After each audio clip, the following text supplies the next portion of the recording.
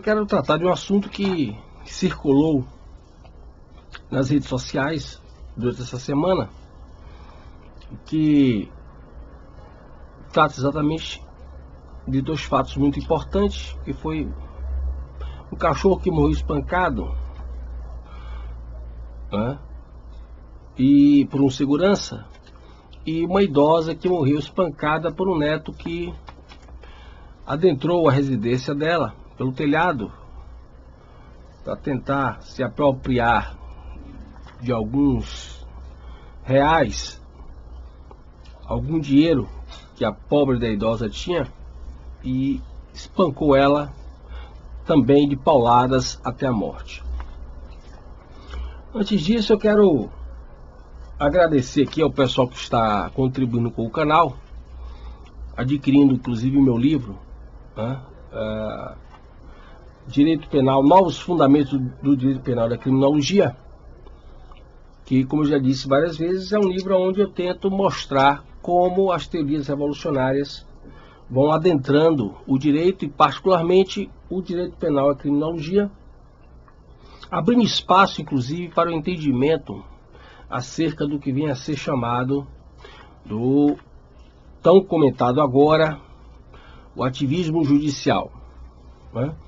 Os dados bancários seguem nas características do vídeo, nas referências do vídeo.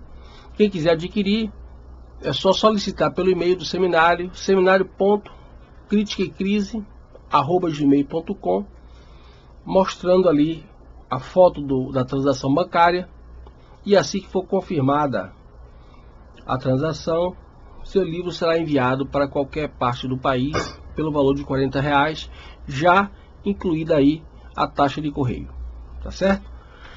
Muito obrigado pelas pessoas que estão participando, que estão em todo o Brasil, né, diversos estados, e que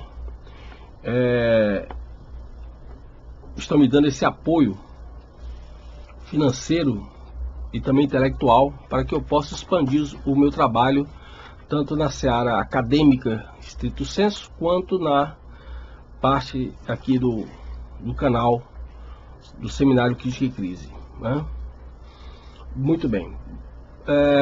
Voltando à questão que eu estava tratando, é preciso salientar alguns aspectos do que vem a ser as chamadas técnicas de manipulação da consciência, ou técnicas de manipulação de massa. Eu já tratei dessas questões em diversos vídeos meus anteriores, e explicando em momentos específicos algumas importantes técnicas que são utilizadas para manipulação do comportamento. E essas técnicas, elas não são oriundas de puras abstrações e achismos. Durante todo o século XIX, o século XX, particularmente o século XX, foi se percebendo que as ciências humanas, elas tinham uma grande contribuição a dar para o entendimento do comportamento humano. A psicologia, a psiquiatria, a sociologia, a antropologia, principalmente elas. E particularmente quando isto começa a ser associado ao estudo cada vez mais científico e tecnológico do cérebro humano e da cognição humana, institutos específicos criados exatamente com esse objetivo, começou a se ter possibilidade não só de compreender o comportamento humano, mas também de manipular o comportamento humano, né? E isso foi pouco a pouco gerando o que mais recentemente vem se chamando de engenharia social, né? Muito bem. Daí, porque, como eu tenho dito em diversos vídeos, é importante que você saiba fazer a devida associação, a devida correlação entre diversas informações que vão surgindo em fontes diferentes que a princípio você pensa que não tem nada a ver uma coisa com a outra. E quando você começa a localizar, a perceber essa relação, alguém chega para você e pergunta se você é adepto da teoria do complô. Muito bem. Na verdade, o que existe, sim, é um trabalho muito bem feito, muito sofisticado, onde você vai trabalhando mudanças de comportamento. E hoje, com as chamadas redes sociais, isto é fundamental, porque inclusive as redes sociais foram criadas para isso. As redes sociais, elas foram criadas, baseadas inclusive nessas técnicas de manipulação de comportamento. O maior exemplo disso é o próprio Facebook. Não é o único, mas é um grande exemplo disso. O que é que você faz no Facebook? Muitas vezes, você publiciza o que há de mais íntimo na sua vida particular. Você publiciza a morte de um parente, você publiciza problemas familiares, você publiciza raivas que você tem de questões familiares, ou seja, você voluntariamente você está quebrando toda a sua relação com o íntimo, com a intimidade. Algo que é fundamental para que você venha exigir ou não respeito à sua privacidade na esfera política, jurídica e governamental. Se você pouco a pouco, voluntariamente, você rompe, você destrói, você aniquila esta sua dimensão privada, se pouco a pouco você publiciza, você está disposto a publicizar as questões mais íntimas da sua vida particular, obviamente você está sendo preparado para não perceber quando o governo e a lei penetrarem na sua vida particular para lhe dominarem totalmente.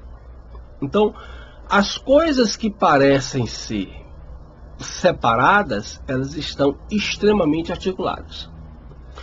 Por que esta revolta, por exemplo, mais recentemente, com as redes sociais sendo utilizadas como forma de se rebelar contra esta ditadura que está sendo implantada no mundo inteiro, esta nova versão do socialismo que vem no mundo inteiro sendo implantada, cerceando as nossas liberdades individuais, atingindo frontalmente a ideia da propriedade privada?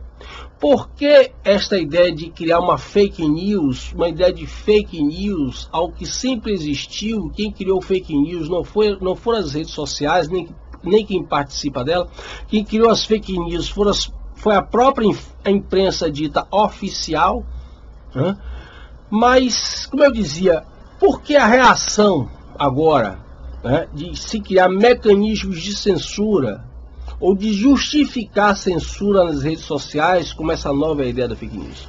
Exatamente porque o propósito inicial das redes sociais, que era manipular as pessoas de acordo com o objetivo de criar um consenso mental, um consenso comportamental, esse projeto está apresentando sérias falhas.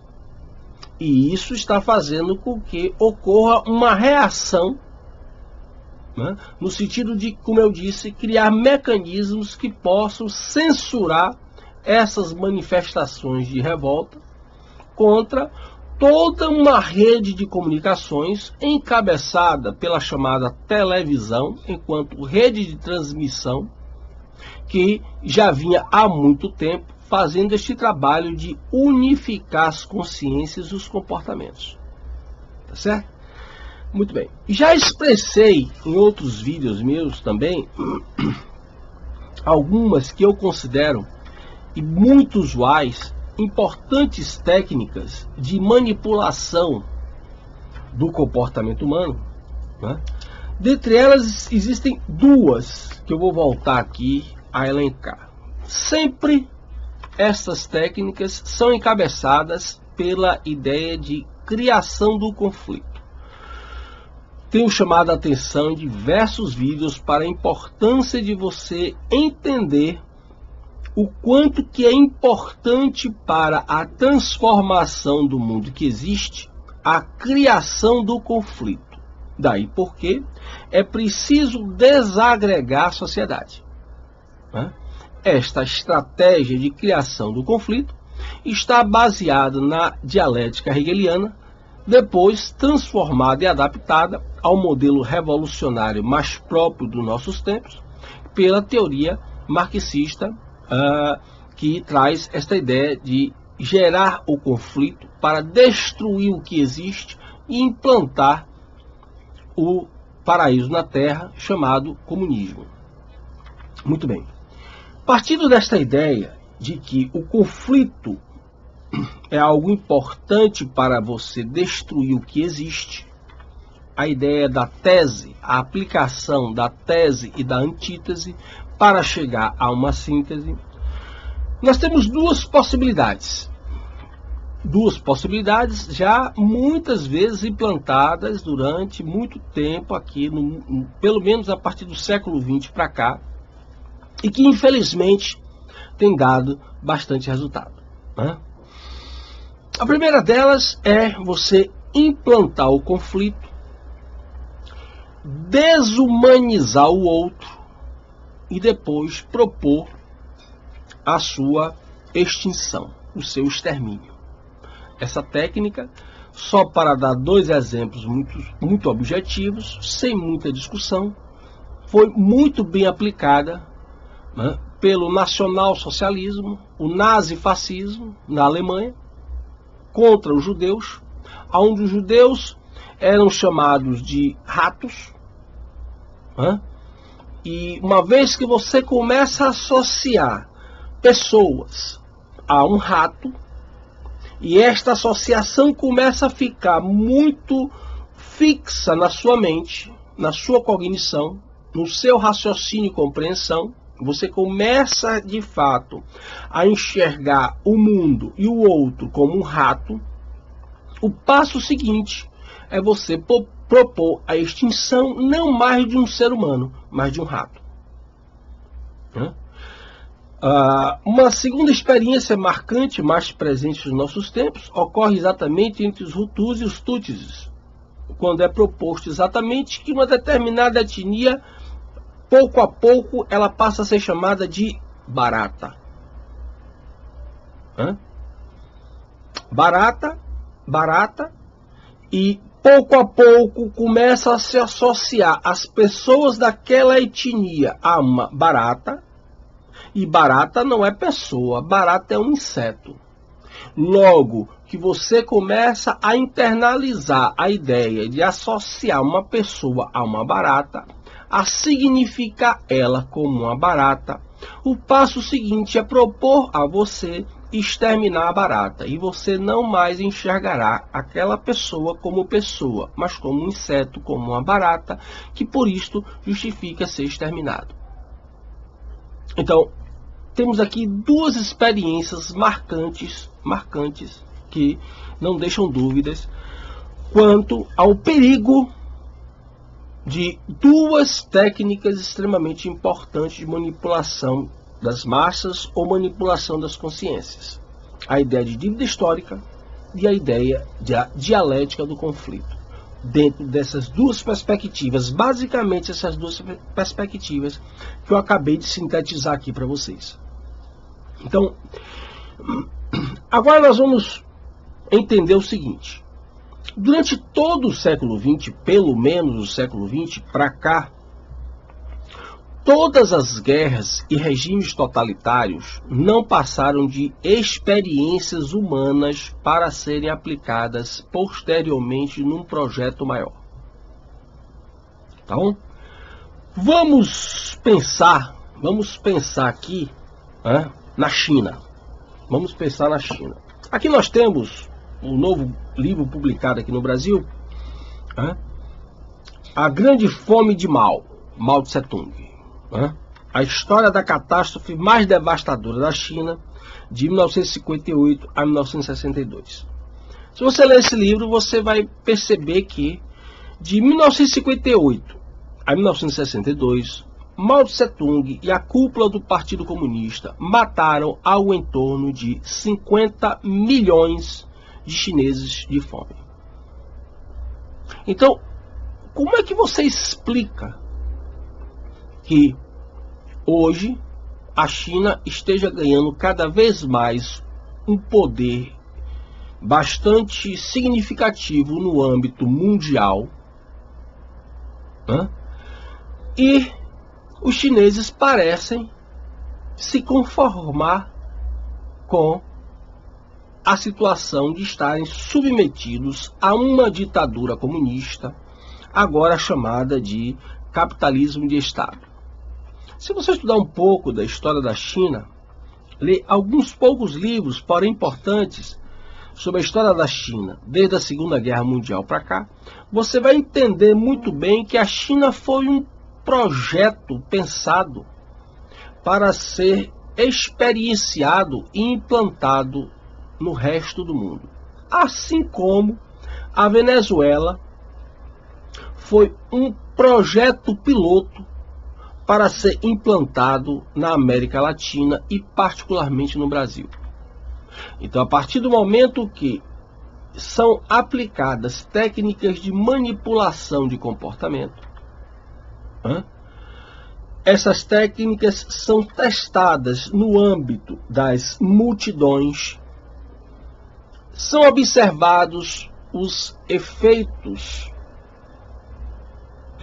não interessantes para a aplicação do projeto, assim como, digamos, os sucessos obtidos pela aplicação dessas técnicas.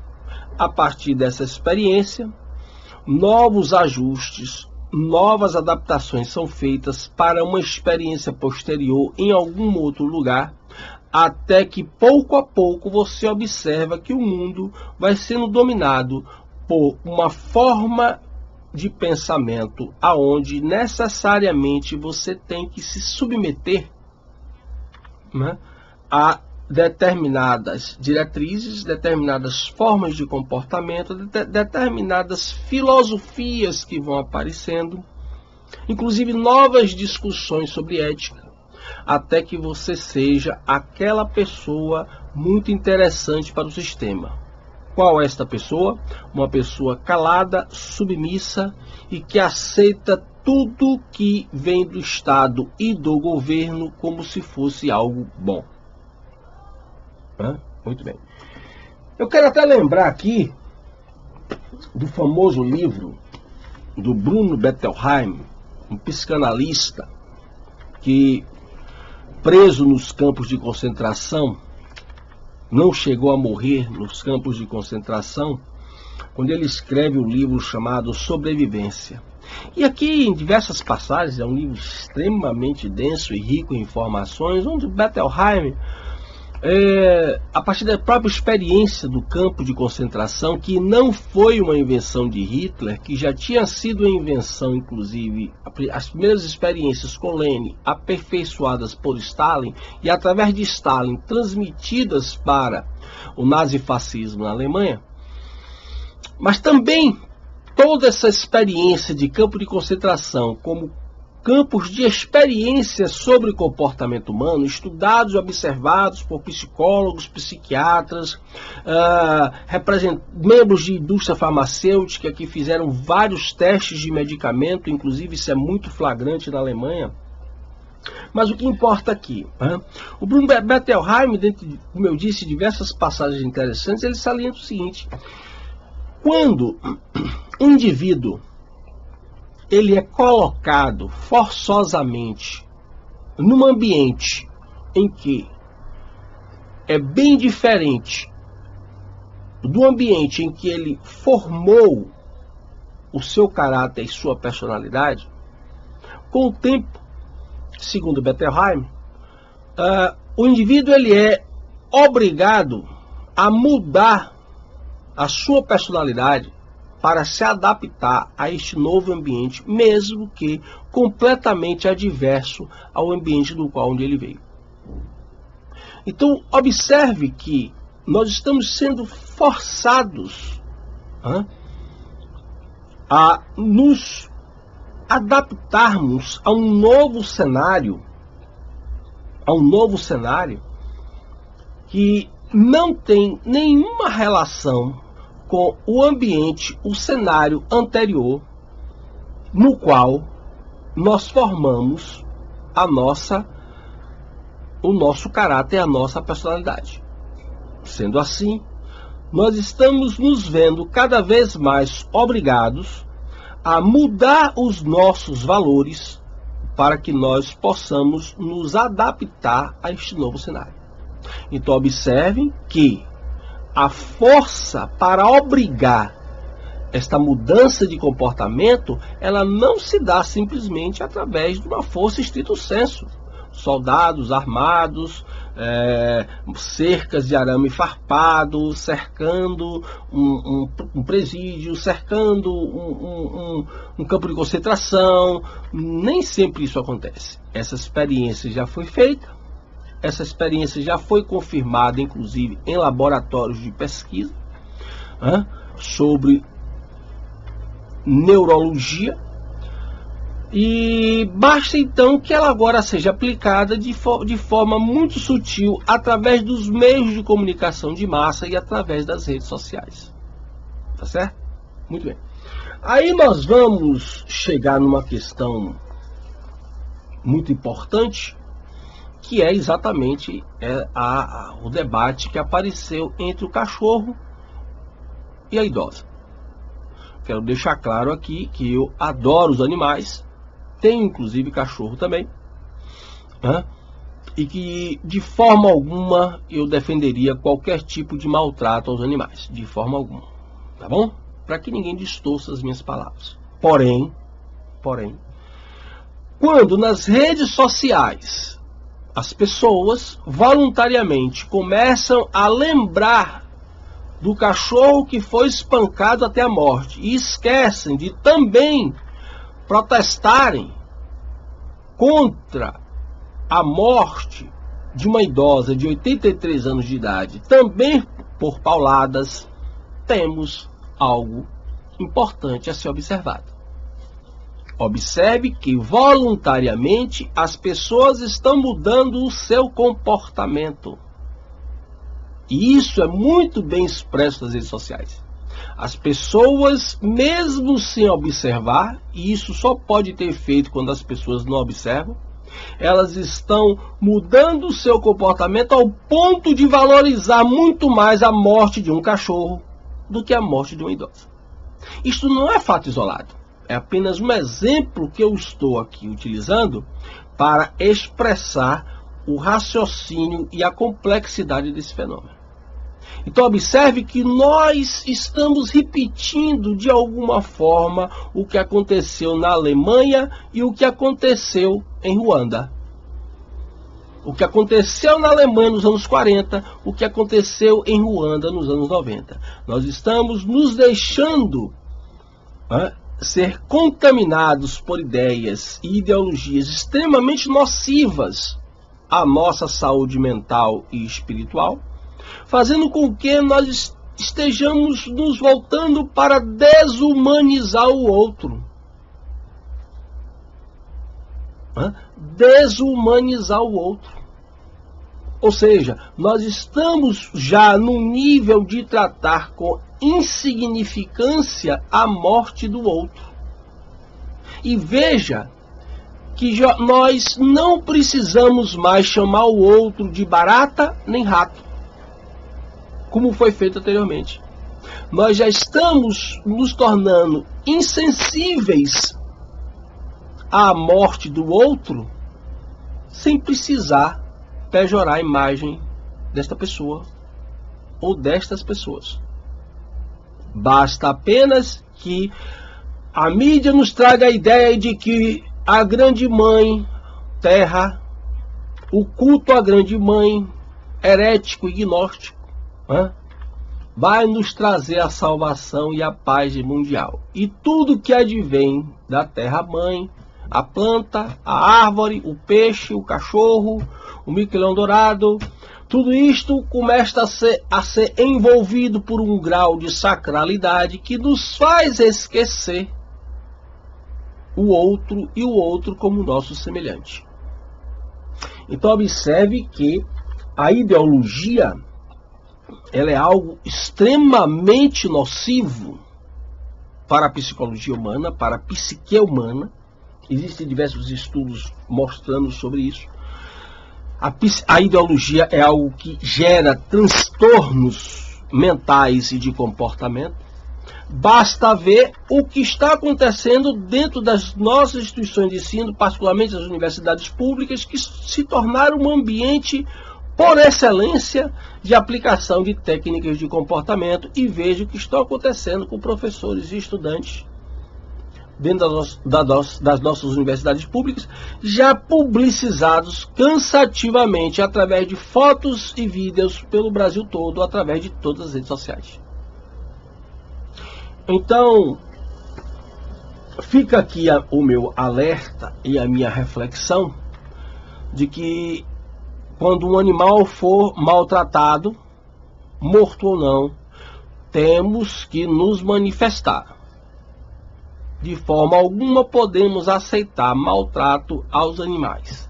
Porém, de forma alguma podemos deixar substituir este cuidado com os animais com o descuido pelo outro, pelo descuido com os demais seres humanos. Uma coisa não precisa necessariamente substituir a outra, ou precisa? Para este projeto que está sendo implantado aí, precisa.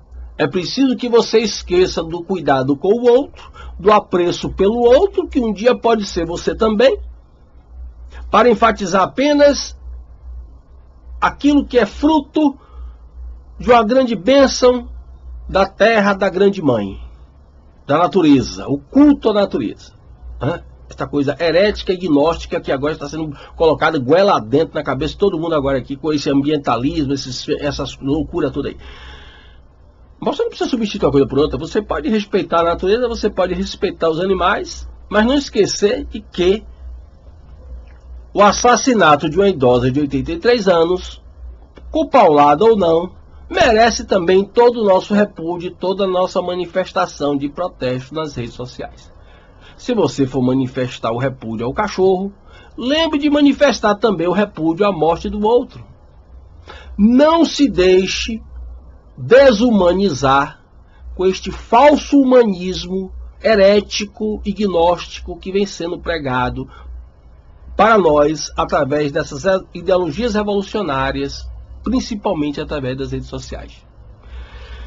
Fica aqui o meu alerta, fica aqui o meu ponto para reflexão. Se você gostou, se inscreva no meu canal Seminário Crítica e Crise, divulgue o meu trabalho, contribua com o canal, compre o meu livro. É uma forma de você contribuir com o canal e contribuir com a minha produção acadêmica. E muito obrigado pela sua atenção.